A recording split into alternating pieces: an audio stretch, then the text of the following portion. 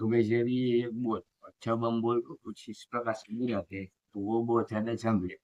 क्या होगा जब हम इसके ऊपर बहुत सारे रबर बैंड लगा दे और फिर इसे 25 से 30 फीट से गिरा दे, देखते हैं कितने चमक लगा। आज की वीडियो में हम इस चीज को ट्राई करेंगे। फटाफट से वीडियो शुरू करें। आप लोग वीडियो के लिए नीचे जो लाइक कुछ उसे दबाएं।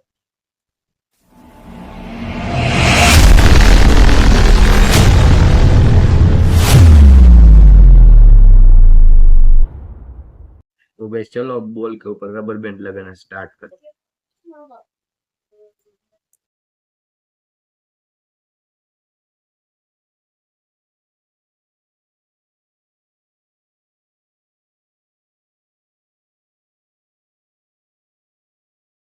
तो गैस यहाँ पर हमने इतने सारे रबर बैंड इसके ऊपर लगा दिए। तो चलो अब इतने सारे वॉल लगाने बाकी और वो अभी से भी बहुत सारे जंप लेने लगा है।